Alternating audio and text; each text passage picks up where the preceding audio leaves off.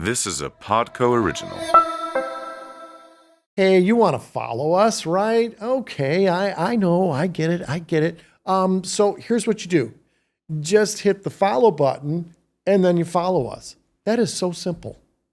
When did you decide to start getting into stand-up? It weirdly happened around the time that Bob passed. I mean, I've always loved going to watch live comedy. Bob took me to my first comedy show at 9 years old. Yeah, he took you to Laugh Factory. Took me to Laugh Factory. Yeah. We really do, as a show, have such great fans. I was struggling, and I remember I decided to drop out of being a film student because I remember looking around and thinking that these other kids had more of a passion for it than me. They knew that somehow, like, I'd just grown up in it, but that I needed to step back now.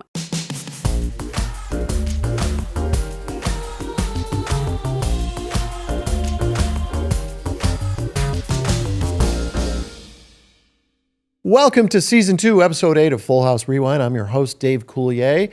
I'd like to welcome back one of my favorite people on the planet. She knows that. Jodie Sweetin is a very talented TV and movie actress. You can check out her podcast, How Rude, Tanneritos, that she co-hosts with Andrea Barber.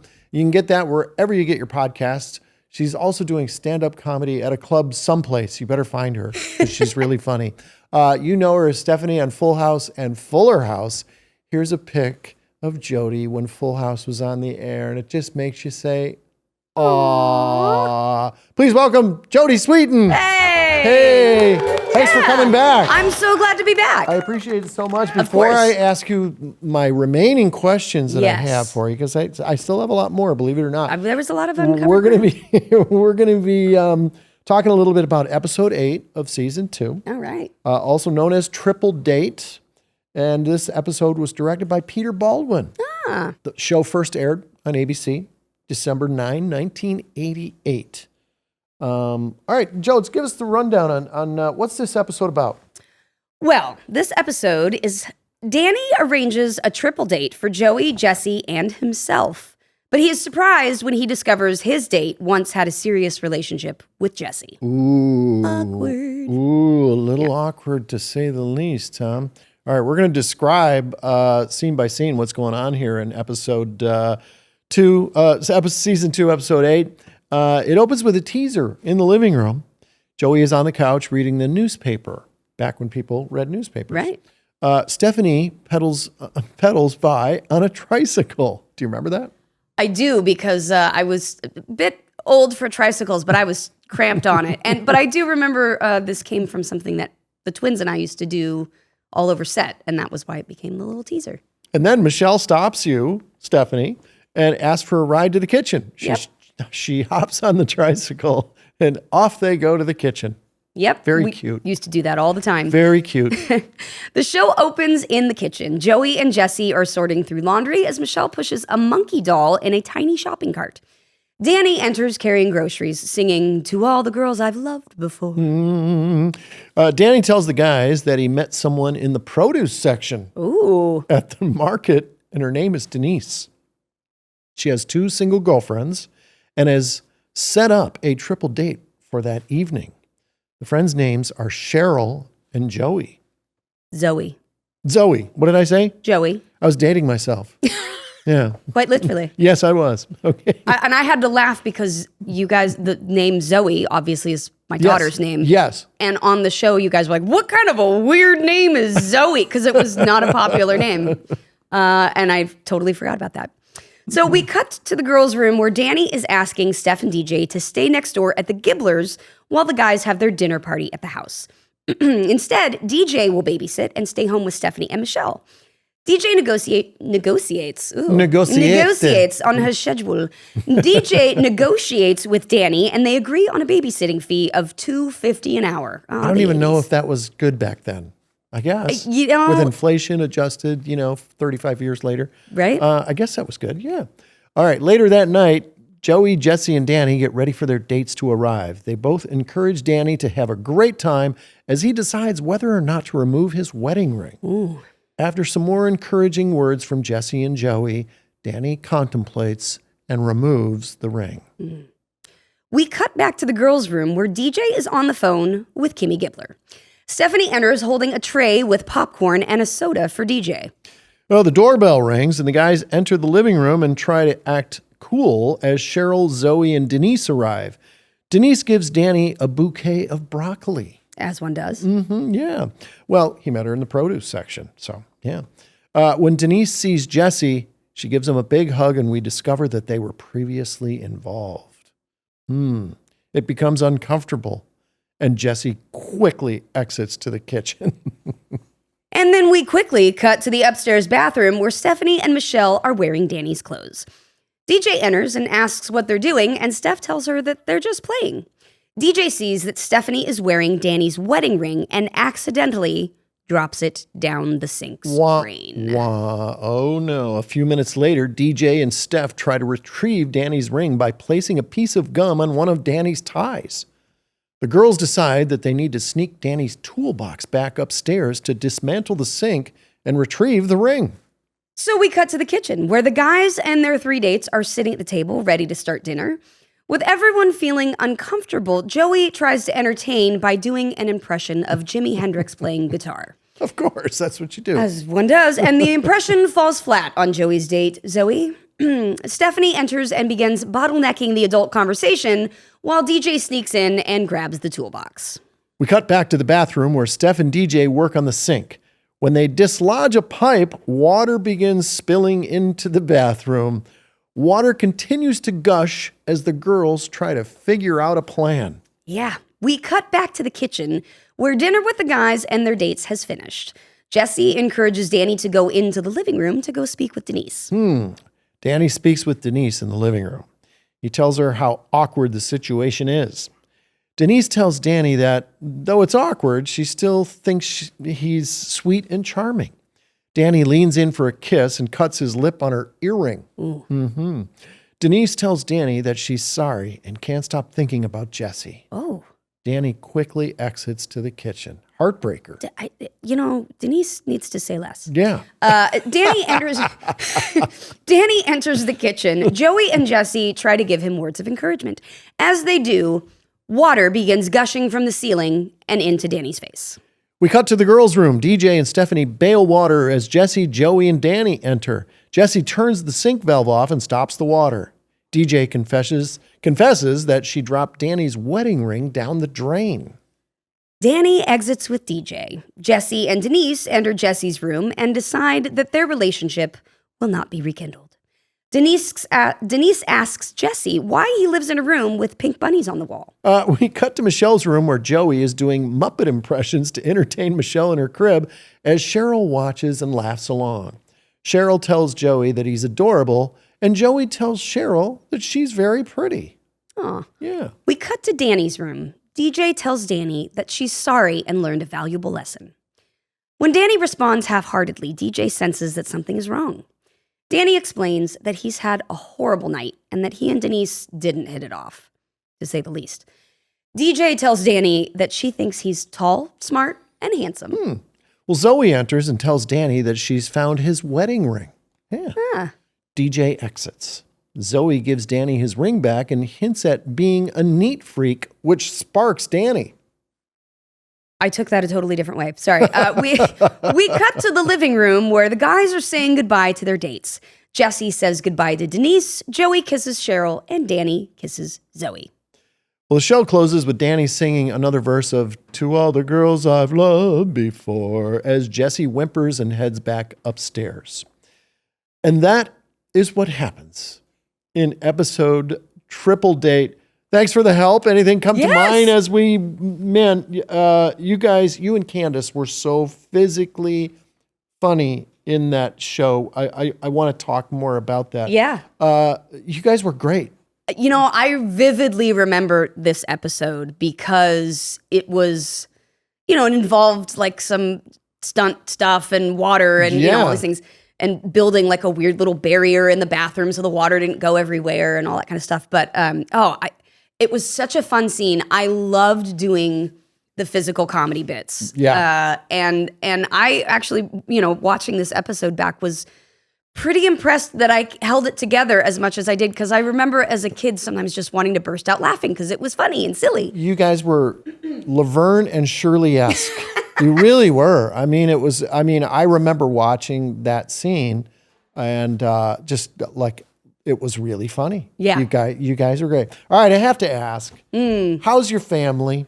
How's your family? How are the girls? How's Mescal? How's just catch me up. Family life, they are doing excellent. Because I haven't seen him in a while. Yeah, it's been a while. Zoe is going to be 16. Oh my gosh. Soon. That is crazy. So she has her first behind the wheel driving lesson. She's got her permit. She passed the test. Oh boy. She's got her first behind the wheel driving lesson coming up soon. So we're doing that and planning some fun Sweet 16 adventure to Disneyland. That went by like that. Tell me about it. I remember when she was born. Yeah. And just like, wow. Yeah. It really does fly. Used to bring her over to your house. She was a little peanut. She was. Little tiny thing. But yeah, she's... Are they interested in showbiz at all? B is definitely the performer. She goes to a performing arts magnet, and she got into a performing arts magnet high school. She's very excited. She does musical theater. She's actually a really powerful, incredible singer. I don't know if you remember that first episode of Fuller House that she got up and sang Roar, that Katy Perry song, in front of the entire studio audience. Really? I was not there. 5 years old, and I have a picture of it. I think it was the first episodes. I thought you guys were all back. Yeah, It was during a break and something. Maybe it was one of the second or third episodes when all the legacy wasn't there. But maybe I have a photograph of Bob Boyette standing by Video Village, clapping, looking at me. And I'm standing on the floor of the show looking up at her as she's singing with a microphone in her hand. And I have several photos that really strike me from the Fuller years and from Full House years. But that one is so important to me because it was such a lineage. How old was she then? Like 5. She's about the age I was that I started the show. Oh, and all you got is your health. We've all heard that. Don't compromise. Thank you, guy I don't even know. I found ZocDoc. ZocDoc. We're talking about tens of thousands of doctors, all with verified patient reviews, so you can make sure the vibes are vibing before you ever meet IRL. ZocDoc is a free app and a website where you can search and compare highly rated in-network doctors near you, and you can instantly book appointments with them online. You can search by location, availability, and insurance. So literally, there's no compromises here because with ZocDoc, you got more options than you really know. So go to ZocDoc.com/fullhouse and download the ZocDoc app for free. Then find and book a top-rated doctor today. That's right, don't compromise. That's ZocDoc.com/fullhouse. ZocDoc.com/fullhouse. So Bob was like, I just remember he was like, flashback. I've seen that kid. Well, you were around me and Bob a lot, and yeah. I think it's rubbed off on you. It definitely especially now with what you're telling me you're doing with your stand-up stuff. Yeah. It definitely.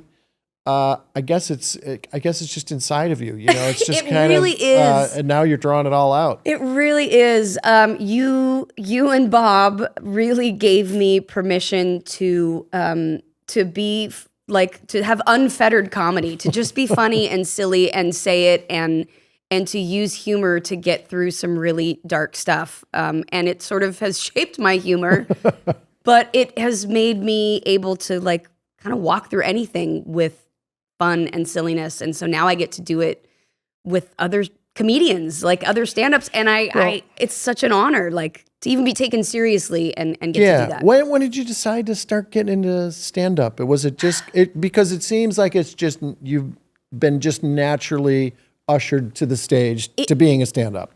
Feels true. Totally organic. It's true. It's totally organic, and it weirdly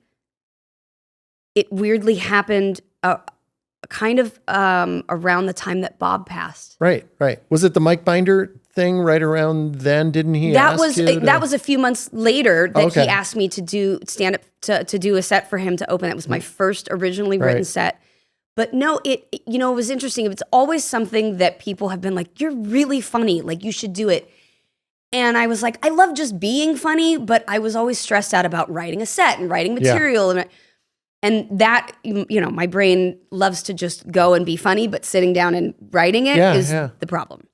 So I just had been encouraged by so many people over the years, like, you're funny, you should do it. And mainly by you and Bob. And I can't tell you how many times you and Bob gave me compliments about how funny I was, or a time that I, out-bobbed Bob at our Fuller House rap party and said something that was such a dark joke. He went, wow.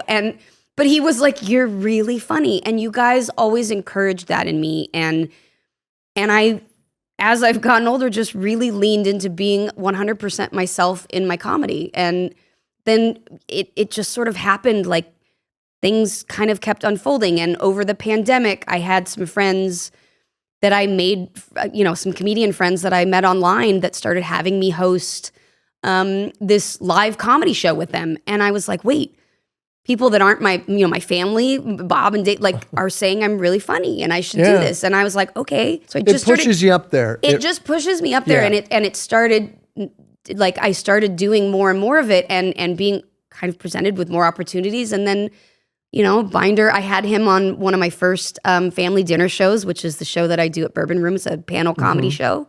And then he invited me to the Ice House he said, I want you to open for me.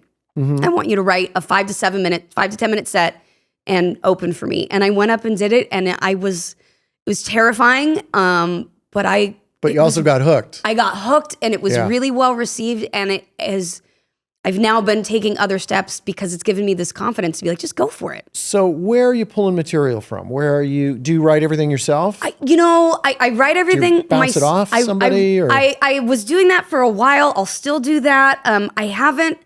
I will say that the show that I do, Family Dinner, which is at the Bourbon Room here in Hollywood in LA, we do a monthly show. It's not necessarily written. It is just me and 3 other comedians, and I have them bring some sort of food that reminds them of their childhood, of their family, of a story, whatever it is. And we use that as kind of an introduction to ask about their lives, about crazy families. So it's a lot of freeform stuff. Total freeform. There's no sets. We play games. We roast, different pictures we find from the internet. Just all kinds of completely free-form comedy stuff, and it is so much fun, and we've gotten a really great response from it. That's terrific. I want to come and see. I promise I won't. Yes, you absolutely heckle. have to. I won't heckle. No, please do. It's totally fine. Now, every comedian always has that one comedian that they kind of emulate. For me, the world really broke wide open. I used to listen to George Carlin a lot, but I knew I didn't have that kind of acerbic wit that he did. When I saw Steve Martin put the arrow through his head and Robin Williams doing characters and voices, my world. You were like, that's what I can, the possibilities were limitless. Yeah. And so who is that for you? George Carlin. Really? Love, absolutely love George Carlin. Bee's middle name is Carlin, after George Carlin. Oh, I didn't know that. Yep. I didn't know that. Her dad is also a huge George Carlin fan. Did you ever meet George Carlin? I did not, but her dad was friends with his daughter. Knew her, and actually before Bee was born, told her that we were putting her middle name as Carlin. And my friend Ben Glebe, who was one of the comedians that really encouraged me, told me that the best joke he ever heard was when I did his podcast, and I told him that. He said, "You got kids?" And I said, "Yeah, my middle daughter's named after George Carlin." And he laughed, and I said, "Yeah, you should have heard her first 7 words." And it was like just off the cuff, and he thought it was absolutely hysterical. And so, yeah. Those were the albums that I listened to. Toledo Window Box, and I'm trying to remember. I mean, George Carlin was great. I loved Eddie Murphy. I loved Chris Rock growing up. Chappelle Show was like hugely influential. I mean, I've always loved going to watch live comedy. Bob took me to my first comedy show at 9 years old. Yeah, he took you to Laugh Factory. Took me to Laugh Factory. Yeah, and you're like, here you are, 9, like, oh yeah, Jodie's Well, here with me. he got asked to do a set, and Bob anytime you offered him a microphone, he'd be like, I'm there. Yeah. And I was spending the weekend at the house with Aubrey and Laura and his kids, and we were driving home from set, and he was like, all right, I didn't tell your mom, but I got to stop by Laugh Factory to do a quick 10. He was like, but That is so Bob. He was like, you'll just sit in the back, and I was like, okay. And I remember sitting up on the back of the speaker and giving him his 5-minute light, and like, They let you give him the. they let me give him the light, and I remember Of walking course, he in. went over. Of course, he went over. You had to give him the light like 10 times. Right. Yeah. And I remember being in that room. I remember it. It was sitting on that speaker. It was electric. And Bob was you guys were huge influences on me too. Yeah, it was. He couldn't resist doing a set. Wherever No. there was a mic, Bob was going to get up. And I true. remember my wedding, like he just kept going up. Like Remember my 13th birthday party? Yeah. Like Bob, this isn't a club. Right. It's not a comedy I'm club. sure I'm like, whose funeral did he not, I have video of him on the plane. Oh yeah. Giving his announcement. I just saw Kelly the other day for coffee, and we were talking about that. Yeah. An airplane thing, a bullhorn, any vocal projection. Bob was in on it. I have so many bits that I only did with Bob Right? that I'll be driving in my truck and I'll think, I got to call Bob. Because like every Christmas, he would call me and sing filthy Christmas songs. Right, yeah.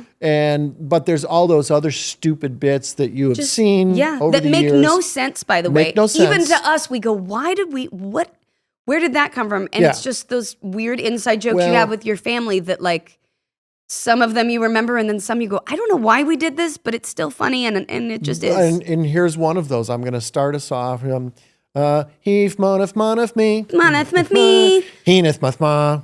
Moneth with me. Moneth me. We don't know what Don't know that why is. I do that. It is an unnatural response it's like it's Pavlovian. It really is. If I don't sing it in response, it gets trapped, and then I get twitchy. Yeah, and then you'll be doing it to a stranger later on today, and and then they're gonna look at you. And Yeah, go, you're like, "Just come on, please, it's me, and they're like, why get are away you from okay? me." Yeah. Just get away from me. I want to talk about when we miraculously came back to do Fuller House. Yeah, What a surreal, incredible experience that was. absolutely. I remember who I first heard about it, the rumblings about it. It was from Mud Stamos. Right. Who did you first hear about it? About? From Jeff and John, because Candace and Andrea and I were in all the pitch meetings, and we were, because that they were kind of building the story around the 3 girls at this point. Right. They had come to us and said, "Would you guys even want to do it?" Right. And I think I have a picture of us from somewhere, maybe the Warner Brothers commissary or some restaurant or something. Yeah. From me, Candace, and Andrea from the first meeting that we had, and it had been a little bit since we'd seen each other, not years, but I don't know. But we got together, and I have a picture of us from that first meeting when we were just talking about, would you even want to do this? Yeah, because John and Jeff were kind of hinting like, hey, there's a thing going. Are you interested? And I said, well, if there's a deal, just call me back, but I'm going to And I think it was a matter of getting it from Warner Brothers and pitching it and all this stuff. But yeah, we were, the 3 girls, we were there for all of the meetings and all the pitch meetings. And, we were amazed that we had as many meetings and people were like, nah, I don't think we'll. Yeah, because it was discussed at ABC. ABC Family. Right. And they TBS, turned it down. Yeah. They all turned it down. And then Netflix said, okay, let's do it. Yeah. From kind of a failed pitch at Nickelodeon, I think. And we ended up who broadcast like the People's Choice Awards? Was it ABC or one of those? I think so. Where we won, and they're like thinking, Right. Yeah, do you remember turning this show down? Yeah, and that was such a cool moment, like to get to come back and win that, because we were never a critic's choice. We were always a People's Choice show. We were always something that our audience really, really loved. And nominated for an Emmy too. Yeah. Yeah. It was retribution. It was sweet. It really was. It was very sweet, because in the beginning, we were panned by critics. I mean, I don't know. In the beginning, middle, and end, Yeah. really. Yeah, really. But we knew what our audience was, and we knew how beloved the show was. Yeah, and I remember when we premiered that first night on Netflix, they were saying that other networks' numbers went down by like 20%. Yeah. I remember talking to somebody who said, Yeah. it's really incredible how you guys came back. And it was really kind of the first show to kind of come back, I'd say it was one of the first like real successful reboots that like was done in a way that wasn't just bringing the old show back, but bringing the characters to a new place. And you and Andrea and Candace were amazing. You guys really were. I was like a proud father. Like seeing you guys and how you tackled the comedy and how you just like seamlessly walked back into these characters and were so funny. And just, it was, I'm tearing up because it was just such a wonderful moment for me. I was like so proud of you guys. Yeah. The way that you tackled scenes. I mean, you guys just with reckless abandon jumped in and just, went after it. Yeah. And it was just Fuller like, had a lot of physical comedy. Yeah. We had a lot of bigger bits, I'd say, than even Full House. That's where I'm leading to is when you guys really tackled stuff, you went for it. Yeah. And it just was like, I'm like so proud of you guys, It was wonderful. And then you and I both got to direct. Yeah. I ended up directing 6 of them, which I loved. Because when Serious Dave would come to set. Well, because I have that weird brain. Well, I mean, I get it. Sometimes you got to be like, but professional. It was so fun directing you guys too, because it was well, not only was it a blast, it was fun because it was you guys, but I knew that you were going to just go after the comedy. Yeah. So if I even suggested something, you guys were up to, Right. And I was like, God, this is easy. Yeah. You guys were so easy and fun to direct. Like a director's dream job was directing you guys.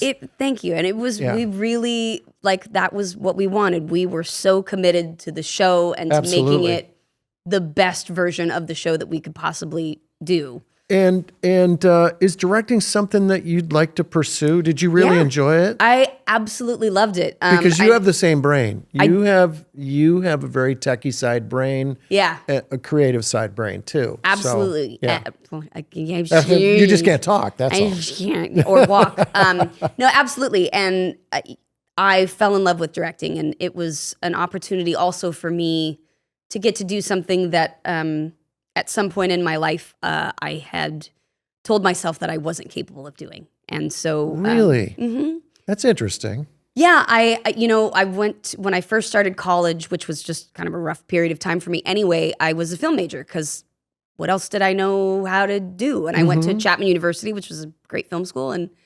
But I was struggling, and I remember I decided to drop out of being a film student because I remember looking around and thinking that these other kids had more of a passion for it than me. They knew that somehow like I'd just grown up in it, but that I needed to step back now, and kind of told myself that that wasn't for me. And so getting to come back as an adult on the very same stage with the very same people and get to do that. And I talked about it when they gave me my little director clapboard, because I said, this is a moment for me. Was that Peter Roth? Did Peter Roth come over? And Peter Roth came over, lovely. and I told the story, and I look over, and he's like almost crying because I said, I told myself that this was all of this was not a possibility for me anymore. And I would have never said that about you.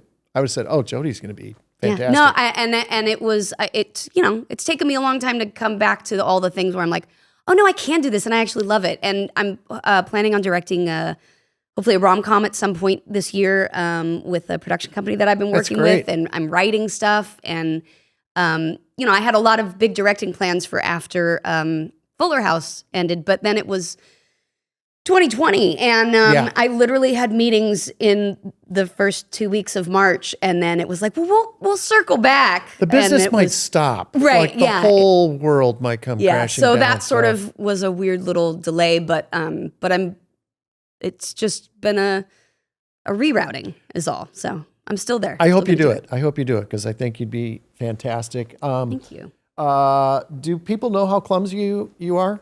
Yes. When's yes. the last time you fell? Oh, this morning going up the stairs. I all the time. I fall in my house. I run into things. Because we used to think that was funny. Like Jodie's going to come through and fall. Right. Come through and fall. And what I have learned is that people with ADHD brains are incredibly clumsy, particularly as children. You broke your ankle. Well, I broke my ankle as an adult on Fuller. But because we are never quite in our bodies, we're like 5 steps ahead of ourselves. Yes. When I figured that out, I went, oh my God, it makes so much sense. It's why when I'm dancing, fine. Yeah. Because there's so much going on and movement in it. But it's when I'm walking, I'm not paying attention to that. I'm worrying about the next thing. I've seen it happen. Yeah, and I still do it. You were talking about our little set here. No one has really talked about it, but you were talking about it earlier. I love it. We've got the Full House cookbook. Yeah, and I'm not sure if Andrea or Karen Miller brought that one. Oh. So Karen Miller had a copy of it as well. My mom uses it often for several recipes in there. Still? Yep. I don't even know how to respond to that. That is just that's lovely. Robin Donnie's teriyaki chicken wings have made many an appearance they're delicious. Robin Donnie, have you seen her? I have not. She was lovely. She was so funny. Yeah. I always thought she'd be a really funny comedic actress. Yeah, me too. I know she was doing improv, maybe Groundlings or something like that. I believe so. She was really funny. She was one of our stand-ins. Yes, she was. She was. Can we talk about your podcast? We can. Yeah, it's How Rude Tanneritos. Yep. And it's you and Andrea. And it's doing very well. And when we did this show, your show came out at the same time and people were like, aren't you upset? And I was like, no. Yeah. No. We were like, it's 2 very different types of shows. It's 2 different shows. It's 2 different perspectives. For sure. Because we were kind of in 2 orbiting, 2 planets orbiting around each other sometimes during Full House. Yeah. We talked about it. You guys were in the classroom and we'd be out working and then we'd be gone. The kid experience and you guys, it's like finding out what was happening behind the scenes of your family. Yeah. There was the adult experience and then there was what you and the kids and the cousins were doing. Yeah. And so people were like, I was like, I'm happy for that. Are you kidding me? Like there's so much Full House fandom. And it's cut such a wide swath, a huge demographic over generations now. It's like there's plenty to talk about. There's plenty to talk about, and your show lends itself much more to being watched. And we record audio and little snippets of video. And you guys are so funny together. And it's I just enjoy watching the show back and picking out all of the things that I know that the audience is going, what? Right. How's Andrea? She is amazing. AB is really good. And how's her doggy? Good? Yep. That's amazing. Made it. That's amazing. Because we didn't know. Had a turnaround. Because we didn't know a few weeks ago, you and I went to Hartford for 90s Con. Yeah. And Andrea was supposed to join us and she was a good doggy mom and stayed home. Yeah, her dog was very sick, Holly. And she didn't know. She was old and wasn't eating. And I guess... Felicity got to the dog hospital. All of a sudden, the dog was like, I'm cool. Actually, it's all good. So I was afraid to ask. I was like, oh. I know I was too, but I was like, and she said the dog's doing good. We have a lot of fun at those cons. Oh my gosh, we have so much fun. It's, at first I didn't know, before I had done one, I didn't really know if I was going to enjoy the experience. They're really fun. But I realized we get to hang out together, even though you and I are old people now. We just, after the con, we were like, I'm going to my room. But I really don't want to go to dinner after this. I'm tired. I know. But the fans are so lovely. We really do, as a show, have such great fans. And 90s Con in particular, I feel like gets just a niche audience of people kind of my age and like Candace's age and Andrea's age that like just grew up on this show. Yeah. And it's such a great time. And getting to see everybody. Yeah, just hanging out and being silly and it's like no time has passed but it's interesting being able to hear from fans, firsthand. Of their stories, the impact of what the show is. I've been saying this for a while now. Because we know the monstrous popularity of Full House, Fuller House. I've been saying this for a long time. We should do Fullest House. I mean, Would you be up for that? I don't mean to put you on the spot. Of But I just course. know that you and I would of probably course, say, it might just be you and I, Yeah. but it's Yeah. it's all right. As long as I get to be B. Arthur in this scenario in the sort of Golden Girls-esque Well, you version. have to do your voice like no, this. for do crying you out hear loud. me? Yeah, But give well, me 30 kind of, years, I'm yeah. going to be down here anyway. Yeah, it's going to be it's fine. So, Kind of. But I think here's my idea for the show. Okay. We do Fullest House. We keep Danny Tanner. We keep him very present in the show. We flashback. mantle. Yes, he's in a jar on the mantle. Right. But we talk about Bob. But as Danny Tanner. right. We make it very kind of Friends-ish. Okay. Where we talk about all our stuff as it's happening now. Right. And we do Fullest House, where we do flashbacks and go, remember the time, Danny? And we do kind of flashback sequences. Okay. Where we show Bob being silly. Got it, right. And we kind of, it's all of our lives now as adults. Okay. So it kind of updates again where your generation of Fuller Right. House was, you guys all had kids. Right. So now we update it again Okay. to where it's us as adults and we just can't, we're back together again. Back together again. We've all moved next door to each other Right, again. We're exactly. like, oh, this is ridiculous. This is just ridiculous. Yeah, we can't get away from each other. I like that idea. I also like the idea of just finally giving in and all of us moving into Jeff's house, Jeff Franklin's house, and just making it a reality show just living at Jeff's. And I mean, I just like his pool. So yeah. Tell me about the Jane mystery movies that you've done. Can you talk about those? We have Okay. one that's been released. Right, because I know We one's have out. one came out. Yeah. It is the Jane Mystery series, the Jane De Silva Mysteries on Hallmark Movie and Mystery Channel. Right. And there may be some more eventually. We'll see. We haven't gotten. We'll see. We can talk for hours, folks. A long time. We have so much shared history. We have so much love for each other and our family. Yeah.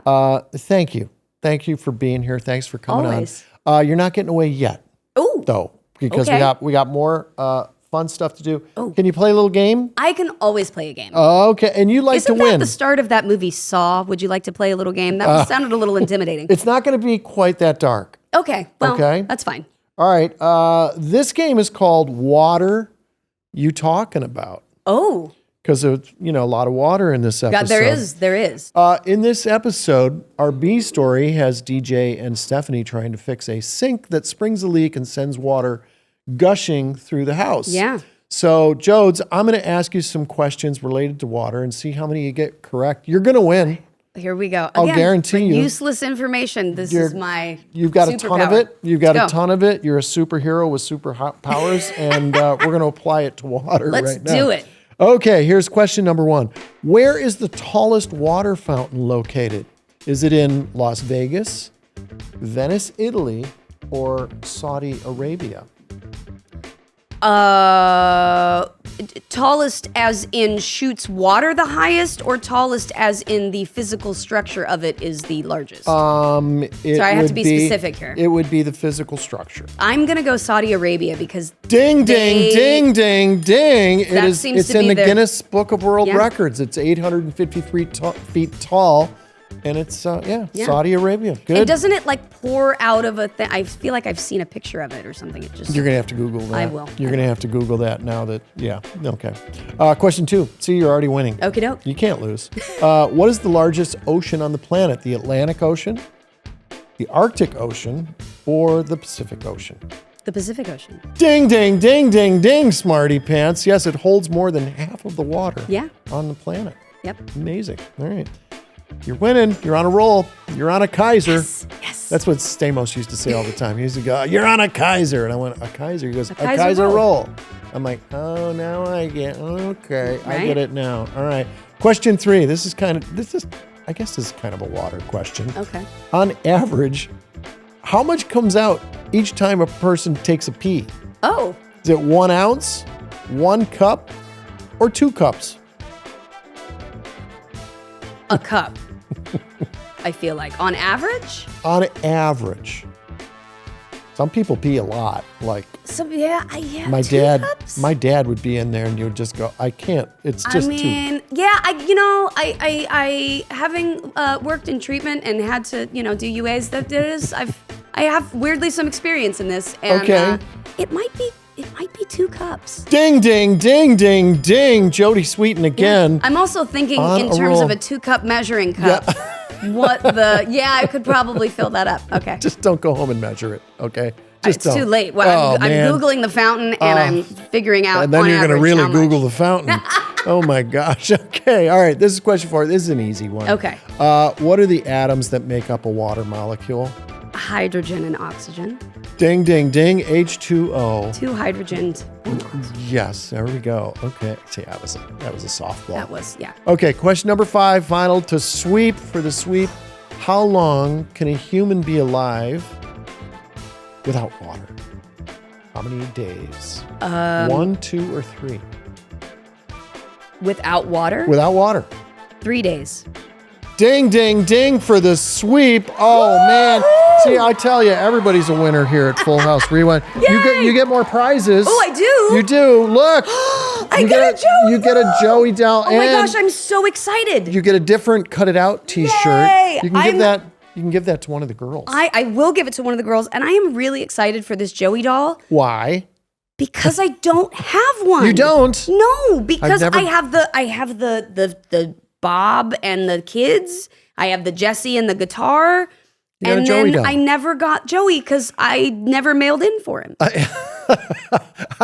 I gave them out as Christmas presents one year to everything. I mean, it's so to hang on your Christmas tree. lifelike. Yes, it is. So lifelike. Don't take a look. No, don't look. You'll on the way. You got homework to do on the way home. That's true. Yeah. All right. We got one more fun thing to do before we say goodbye. Ooh, all because right. it is time for Cut It Out. Cut it out. Every episode of Full House had a heartfelt scene, and we have cut out a scene from season 2, episode 8 that we're going to read together, Jodes. Ooh. So get your little script there. Alrighty. I'm going to be playing the role of Danny. I Okay. always read Danny. Okay. I always read Danny. You're going to be DJ All this right. time. I will be DJ. All right. So Danny and DJ, they talk in Danny's room. Okay. You ready? I'm ready. Okay. Ready? Go. I felt so bad about losing your ring. I know I should have come to you in the first place, but I panicked. I learned a good lesson in responsibility. Well, okay. Don't let it happen again. Wait a minute. Don't let it happen again? That's the worst dad speech I've ever heard. I'm sorry, Deej. Not that you don't deserve a good dad speech. I've had a horrible night. Denise and I didn't hit it off. I guess I'm just not the dating type. That's not true. You're tall, you're smart, and you're handsome. Dad, you're a fox. Some girl's too dumb to see that, then you don't want her anyway. Thanks, Deej. That's the best daughter speech I've ever heard. And they hug, and the scene And they fold ends, socks and behind that your is a back. thing. That's a whole other story. Ladies and gentlemen, let's hear it for Jodie Sweetin. Look at that. Thank you. Thank you. Thousands of fans out Just there. look at them all. Yeah. Thank you so all much, AI. Jodes. It's great. Here are some of my thoughts about season 2, episode 8. Jodie Sweetin and Candace Cameron's B story in Triple Date is very, very funny. As I watched this episode for the first time, I was pleasantly reminded, not that I forgot, but about their comedic range and timing, especially in the bathroom scene where the sink starts gushing water. It's not easy to do physical comedy, and Candace and Jodie attack this scene like a kid version of Laverne and Shirley. For those of you who've not ever seen Laverne and Shirley, it's one of the most successful sitcoms in television history, starring the hilariously funny Cindy Williams and Penny Marshall. Laverne and Shirley was created and executive produced by Gary Marshall and our own Full House's Tom Miller and Bob Boyette. Jeff Franklin was also a producer on the show 6 years before he created Full House. What an incredible comedy family that we, as the cast and crew of Full House, got to be a part of.